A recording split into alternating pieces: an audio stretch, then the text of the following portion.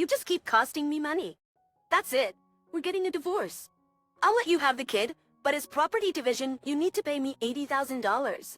The moment I arrived home, my husband John suddenly announced that he wanted a divorce. I supported him tirelessly throughout our marriage. I couldn't believe he'd suddenly said such a thing. However, I tried to calm down my anger. I replied to him in the calmest tone I could muster. I understand. John seemed surprised by my calm response. But it's too late for regrets now. From this point on, he'll have to pay the price for what he's done. My name is Sarah, and I'm 25 years old. I work at a hotel's front desk.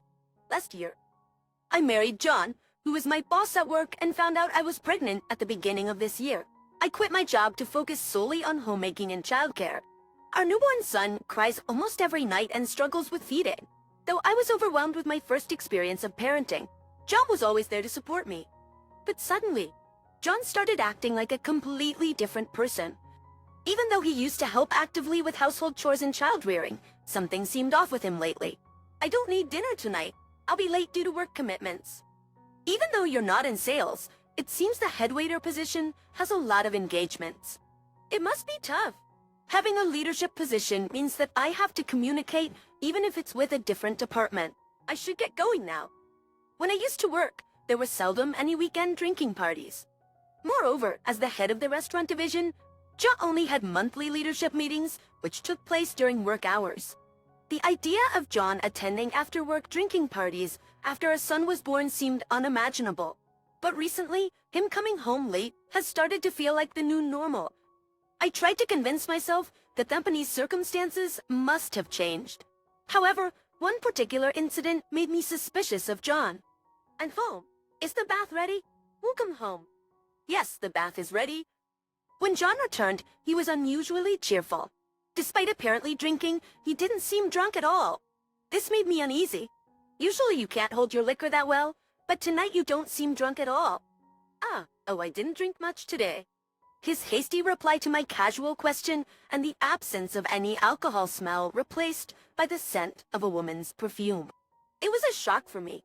John would usually have a drink as soon as he got home, but that day was different. His immediate desire to take a bath made me feel something was off. Today, I didn't end up sitting next to the sales manager, so I didn't drink much. Stop nagging. You should just focus on things at home. When people lie, they often involuntarily express it through their behavior or speech. As for John, his lies are typically expressed as aggression. The moment I heard that, I was convinced he was hiding something. Later, when he said he was going out for drinks, he started returning home even later. Eventually, he began coming home the next morning. John is definitely hiding something. I became firmly convinced of this when John returned home in the morning without even sleeping and tried to head off to work. At Remarries, John, you forgot your phone. It was unusual for the typically organized John to forget his phone on the sofa. As I picked it up contemplating whether to bring it to him, John rushed back home in a panic. Seeing me with his phone, he snatched it with a look of disdain. So what are you doing? Don't touch my phone without permission. So you seem to have forgotten it, so I was just thinking if I should bring it to you. Shut up. Don't tell me you looked through it. As John quickly put his phone in his chest pocket, he glared at me with contempt. From his gaze, I could tell he was hiding something. It was clear that he had something on his phone he didn't want me to see. Confirming he was hiding something, I suspected it might be about another woman. I refrained from confronting him right then, fearing he might erase any evidence. Why would I wouldn't do such a thing. Don't act so high and mighty. Do you even realize how much I've done for you? Think about your position before you speak. To assert dominance, John slammed his bag onto the desk. The loud noise and his shouting were clearly meant to intimidate and control me. If it were just the two of us, I might argue back and leave the house. But with our son present, things were different. There's a possibility that John might become physically violent out of frustration. Thanks to Grinnell, I had no choice but to endure. All I could think about was gathering evidence calmly, trying to contain my anger. I clenched my fists so hard they hurt. Suddenly, our son began to cry from the other room, as if my emotions connected to him. He probably woke up and felt uneasy without me around. Seriously, he's so loud. They'll put him back to sleep. At John's shouting, my body jolted in fear. In his current state, he might even resort to violence. I never imagined our marriage would come to this. But when I looked back, there were several signs that things were off. When we first got married, John insisted on cleaning after every toilet use and was particular about dishes never piling up in the sink. He emphasized doing dishes right after cooking. I was always the one cleaning up after him. I remember that we nearly had a big argument when he said shoes should be cleaned regularly. My household chores increased compared to when I was living with my parents. In addition, not with our son, John's support became less and less. Sometimes I questioned the meaning behind our marriage. My mental state was at its limit, feeling as though I was being treated as a mere housemaid. But during these trying times, a turning point arrived. Hey, what's this? It was an event a month after I started investigating John's secret.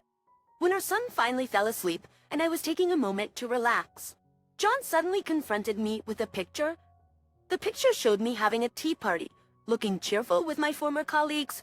So while I'm working hard, you're out having fun. How did you get the money for this? Us needed a break after finishing all the housework. What's the problem? Bet you get the money? Don't waste the money I earned. John seemed to mistakenly believe I had misused our living expenses. Without listening to my side of the story, he angrily accused me. His loud voice woke up our son, who began crying loudly. The tense atmosphere quickly filled the house. Shut up! Stop crying! Even though our son was crying in the bedroom. John looked like he was about to barge in and shout at him.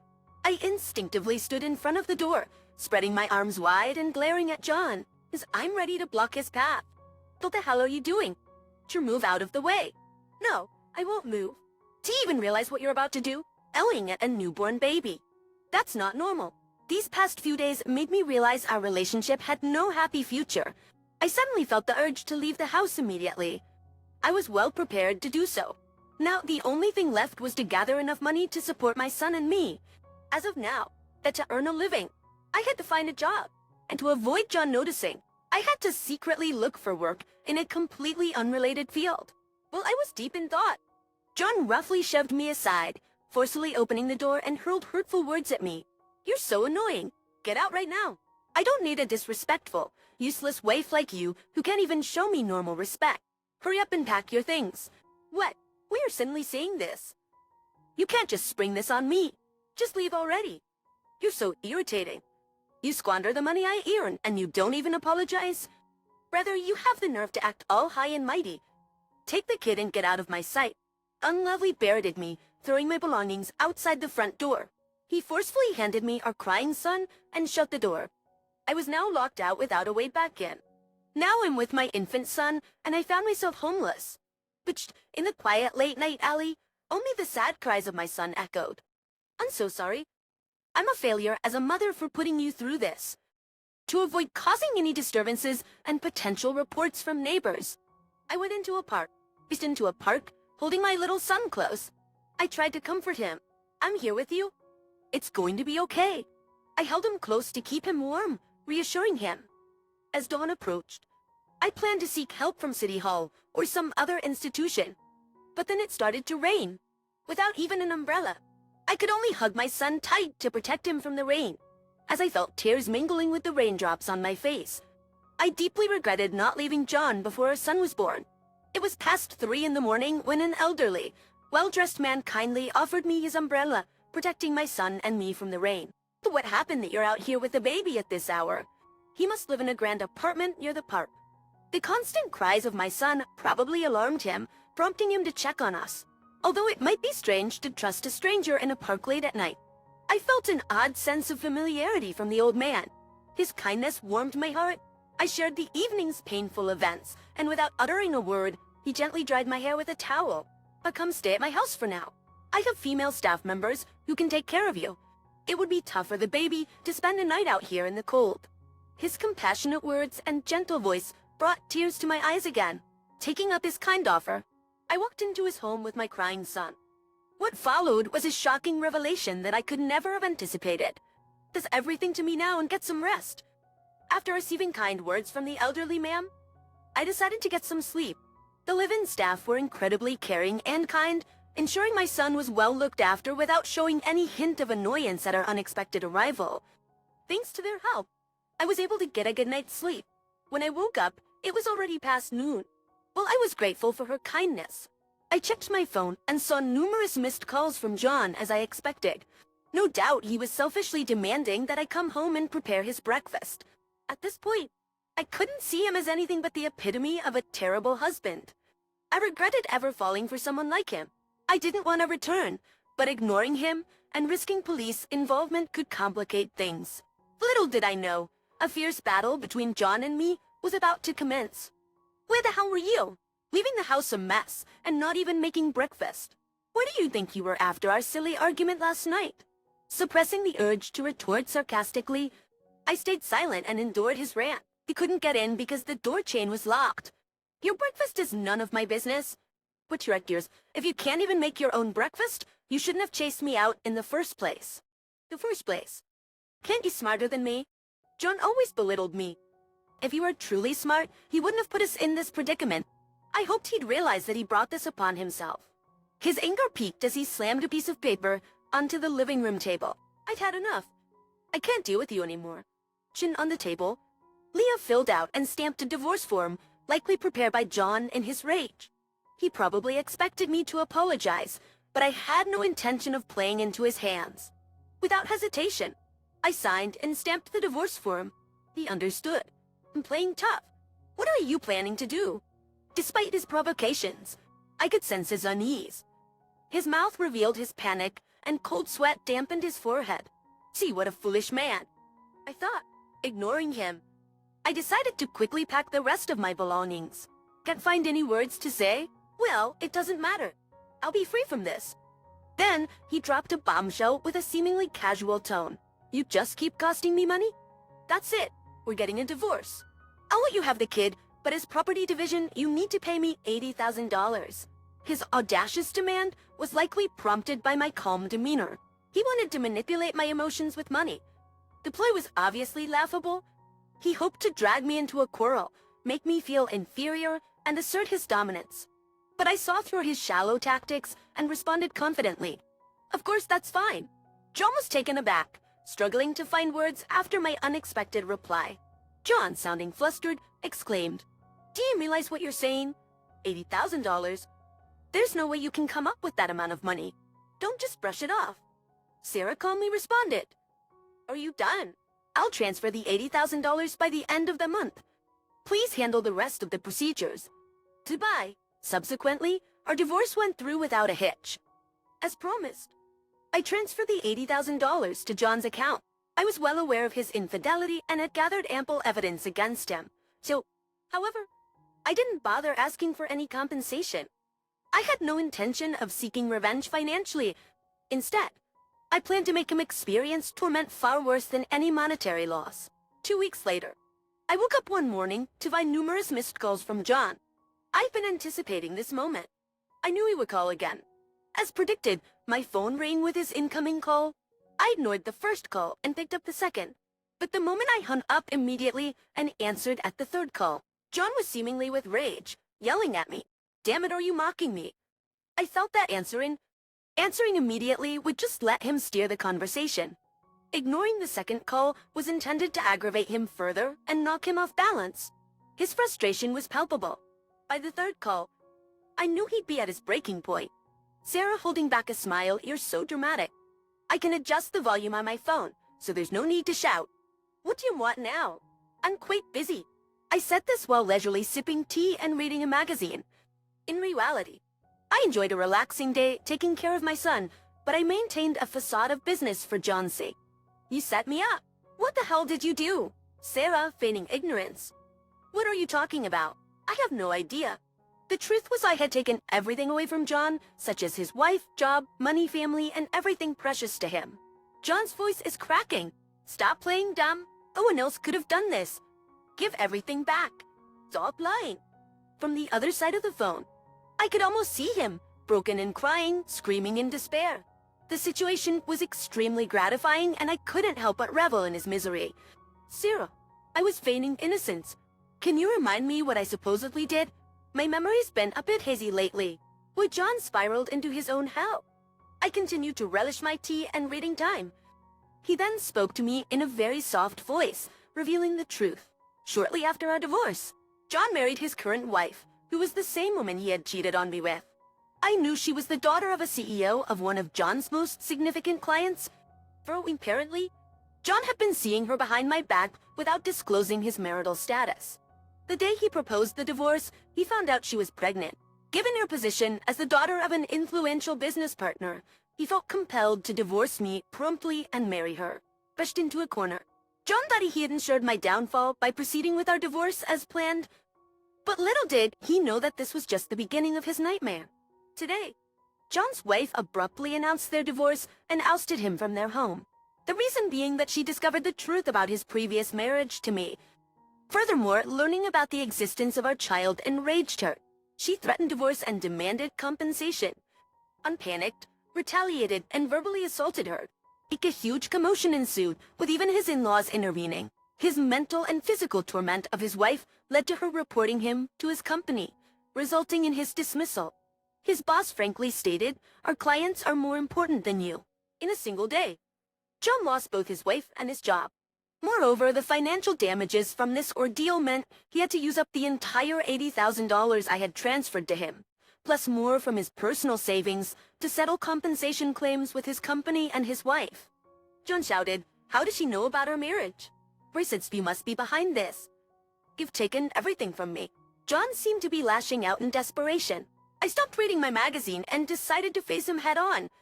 Seeing that he still showed no signs of remorse, I felt a strong revulsion towards him. I initially intended to quickly end the conversation, but I could no longer tolerate John's inability to comprehend the magnitude of his actions. Sarah retorted, "You blame me for taking everything from you. You're the one who brought this upon yourself." Alan angrily responded, "Shut up. You're at the bottom, struggling every day. Well, I worked hard. Despite all your efforts, you're probably struggling to support our child. This is karma for leaving me." John must have misunderstood that I was struggling, working multiple jobs. Holding up the magazine I was reading, I sarcastically replied, "I was just engrossed in this beauty magazine. Taklimao. I'm thinking of enjoying my second cup of tea and maybe some knitting." John was nearly screaming, "What? Stop mocking me? At enough is enough." I could almost visualize his face turning red with rage over the phone.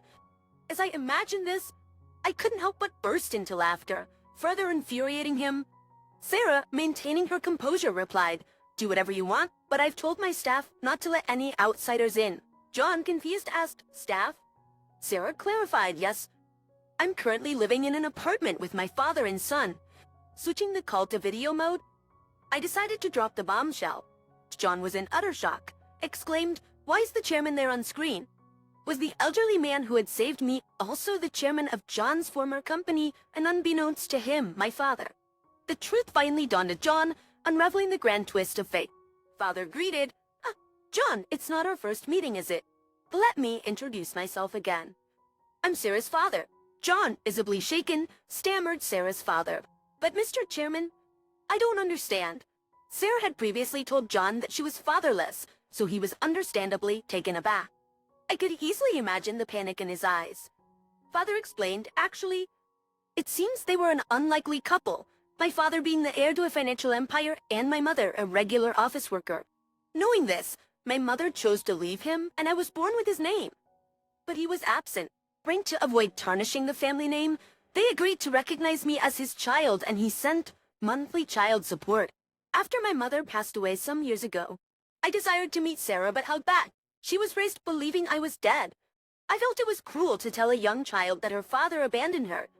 When my mother died last year, she entrusted my care to my father. He had always been concerned about me. I knew she married you, but I was truly shocked seeing her weeping, drenched in rain outside my house that night." John queried, "You spent that night at the chairman's residence?" Sarah replied, "Yes, he found us in a park late at night and took us in."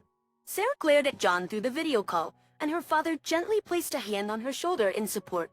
Sarah smirked. "You thought I was living a pool of desperate life?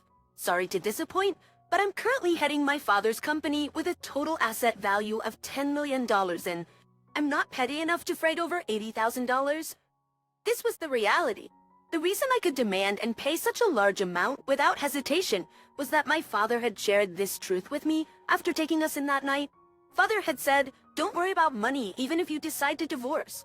I will handle everything. Think of yourself and our child first. You're the precious gem your mother left behind." I will always protect you, trust me. Because of these words, I could confidently pay John the $80,000 he demanded without a second thought. I later informed the daughter of a CEO, who was John's next wife, of his deceit and misconduct. Given that my father had a long-standing business relationship with her father, it was easy to reveal John's true nature, which led to their divorce. Don stammered, so all this time, I was in the dark.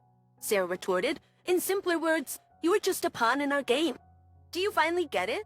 Then he missed, with a sarcastic smile. Sarah watched as John seemed to crumble, struggling to find words. In the end, faced with the overwhelming truth, John had no choice but to bow out. Thus, our turbulent battle with him came to a close. John never showed his face to us again. A few years later, our son started elementary school.